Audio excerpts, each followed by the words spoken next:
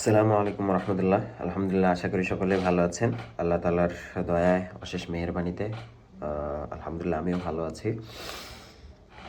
আজকে যে বিষয়টা নিয়ে কথা বলতে চাচ্ছি সেটা হচ্ছে যে সামনে রমাদান আসছে।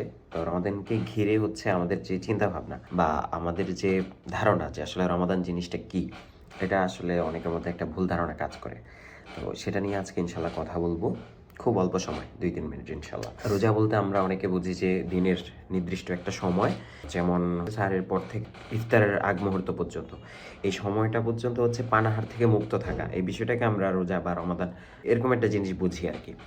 তা আসলে রোজার মানে এটা না।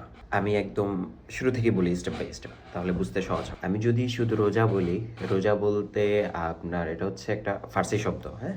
আর এই ফার্সি শব্দের অর্থ হচ্ছে আপনার পানাহার থেকে বিরত থাকা। সেই অর্থে আমি যদি নেই তাহলে ঠিক আছে, কিন্তু প্রকৃত অর্থে আল্লাহ তাআলা কোরআন হাদিসে মানে এই যে রোজার কথা বলেছেন, অর্থাৎ যেটাকে সওম শব্দ দ্বারা আল্লাহ তাআলা উল্লেখ করেছেন, হ্যাঁ। তো এটার আসলে মানেটা কি? সওমের শাব্দিক অর্থ হচ্ছে কোনো কাজকে বর্জন করা, কোনো কাজ থেকে বিরত থাকা, নিজেকে সংযম রাখা।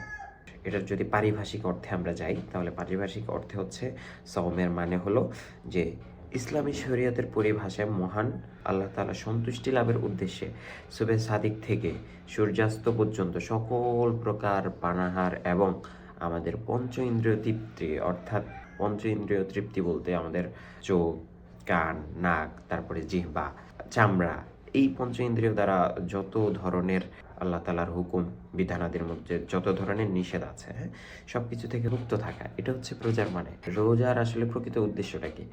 রোজার প্রকৃত মূল উদ্দেশ্যটা হচ্ছে আল্লাহ ভীতি অর্জন করা। তাকওয়ার মানে হচ্ছে এটা আল্লাহ ভীতি আর কি।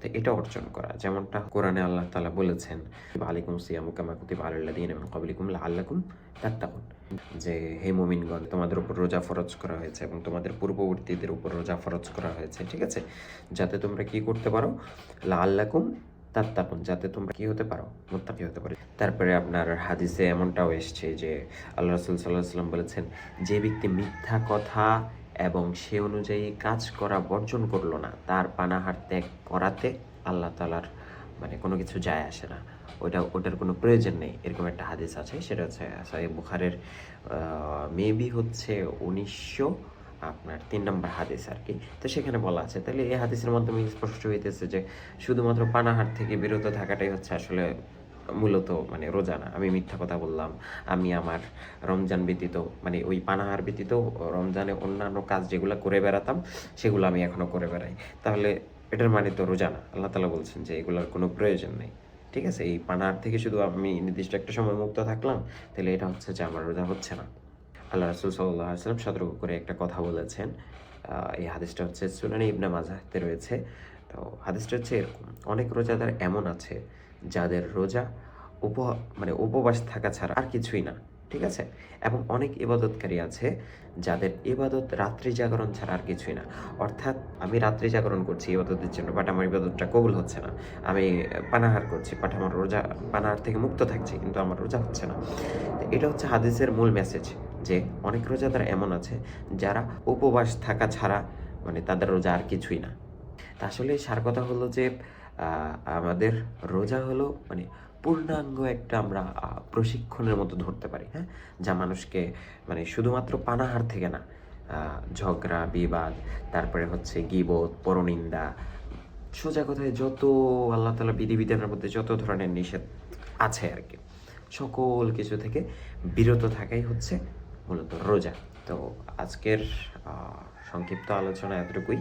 আমি জানি না যে আমি ওইভাবে বুঝাইতে পারছি কিনা, ইনশাল্লাহ আশা করি বুঝতে পেরেছেন একটু হলেও।